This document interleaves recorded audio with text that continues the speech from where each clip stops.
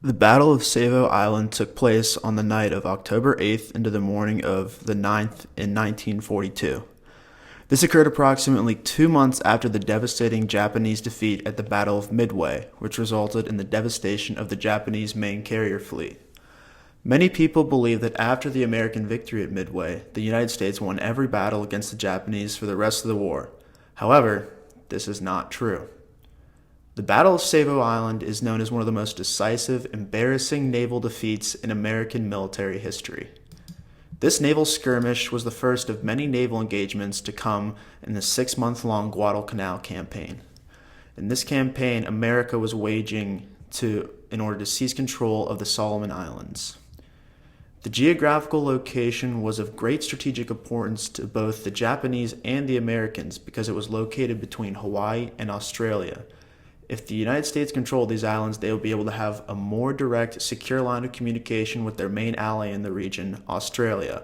But if the Japanese maintained control of these islands, they would more easily be able to sabotage these lines of communication.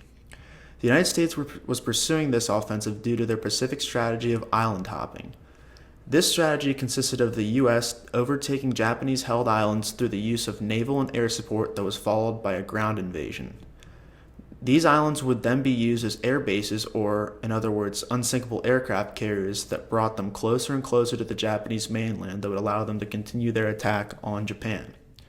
Since the vast majority of the American war effort was directed towards Europe rather than the Pacific theater, this strategy was meant to strategically outmaneuver the Japanese rather than capture every island between Hawaii and Japan.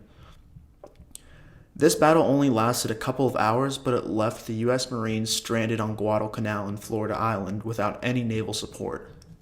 The Marines had just recently made an uncontested amphibious landing there to secure a vital Japanese airfield. This airfield was of crucial importance to both sides as it would allow either side to project more air power over the other and was a crucial step in America's island hopping campaign. This Japanese nighttime surprise attack on the Allied fleet was meant to disrupt the Marine landing for the invasion of Guadalcanal. The Japanese successfully deceived the Allied forces when they attacked them during the night, and the Allies made the mistake of assuming that the Japanese would not do such a thing because it was not something that they would have done themselves. The Allied fleet was ill prepared for such an attack because they were not expecting the Japanese to attack, and they were also too heavily dependent on their primitive, unreliable radar that they believed would pick up on any Japanese naval encroachments. At the beginning of the war, Japanese intelligence when it came to feeling out the situation before a battle was far superior to the Allied forces, and the Japanese were able to capitalize on it in this situation. Japan was highly skilled when it came to nighttime naval attacks, which would indicate why their initial one was so successful against the Allied forces. The part of the Allied naval fleet that was attacked was split up into two groups that were separated into a northern group and a southern group. The northern group consisted of 3 American heavy cruisers, which were the USS Vincennes, the USS Quincy, and the USS Astoria. The southern group was composed of 2 Australian cruisers and 1 American cruiser, which were the HMAS Australia, the HMAS Canberra, and the USS Chicago. These heavy cruisers were accompanied by multiple American destroyers, but these destroyers ended up having little impact on the battle. 2 of these American destroyers were tasked with patrolling the choke points into the part of the Solomon Sea that the Allied fleet was located in. The destroyer patrolling the southern choke point failed to notice the incoming Japanese fleet led by Admiral Mikawa that was composed of 5 heavy cruisers, which were the IJN Chokai, which was the flagship, the IJN Aoba, the IJN Kinugasa, the IJN Furutaka, and the IJN Kako, with 2 light cruisers, which were the IJN Tenaru, the IJN Yubari, and with 1 destroyer, the IJN Unagi. This Japanese fleet was on their way to wreak havoc on the unsuspecting Allied fleet. The southern fleet was attacked first, but they were without their leader Admiral Crutchley of the flagship HMAS Australia.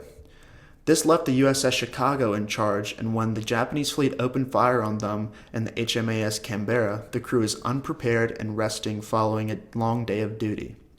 Japanese scout planes had flown over the Allied heavy cruisers and dropped illumination flares over them to allow the Japanese to see their targets more clearly.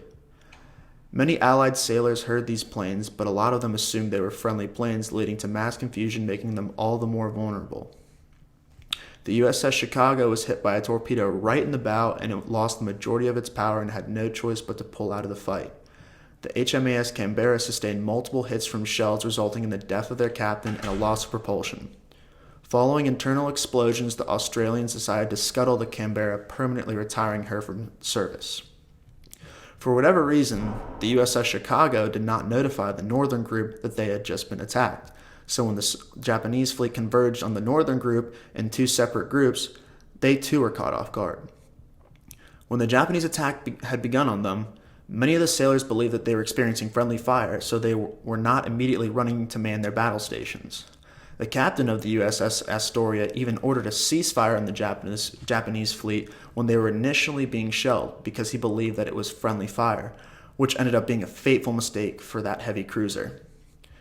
The Japanese fleet came in and inflicted brutal damage to the American heavy cruisers while simultaneously sustaining minimal damage. This resulted in the USS Vincennes and the USS Quincy being destroyed and sunk. After the Japanese completely devastated the three heavy cruisers, they made their way back with only the USS Ralph Talbot left in their way.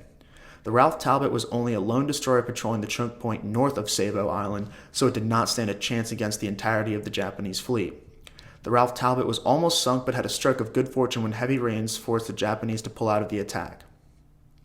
The Allied forces suffered 1,077 killed and 709 wounded in this brutal defeat, while the Japanese only suffered 129 casualties.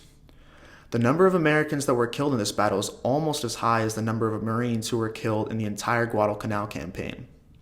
Due to such a humiliating loss, this battle is informally known as the Battle of the Five Sitting Ducks. Additionally, the body of water where this battle occurred eventually became known as Iron Bottom Sound. Following this brutal blow that had been delivered to the Allied fleet, the Japanese had an opportunity to re-engage the decimated fleet so they could attack the various Allied support ships that were carrying a lot of the supplies for the invasion force.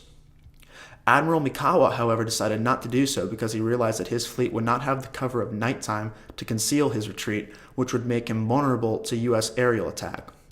Mikawa knew that there had been a U.S. carrier group within striking distance and that such a move would put his fleet in danger of being attacked from the air by the nearby U.S. carrier group. What he did not know was that the carrier group that he was fearful of had already prematurely pulled out of the region to avoid attack and regroup. This decision to not go after the Allied support ships was a crucial mistake of Mikawa's that was the result of poor intelligence. This hesitation by Mikawa reveals the perceived threat that aircraft carriers pose due to their unprecedented range and striking capabilities. Had Mikawa pressed on with the attack and finished off the support ships, it could have served as a knockout blow to the U.S. Guadalcanal campaign, and the U.S. Marines would have been left stranded on the island with no lifeline. Instead, all they did was delay the invasion a little bit as they allowed their stunned enemy to regroup and reorganize a successful campaign. This crucial mistake by Mikawa goes against the principle that argues a combatant should never let their enemy recover after they have been initially stunned. Unfortunately for Mikawa, his hesitancy allowed the group of Americans to regroup and mount a successful Guadalcanal campaign.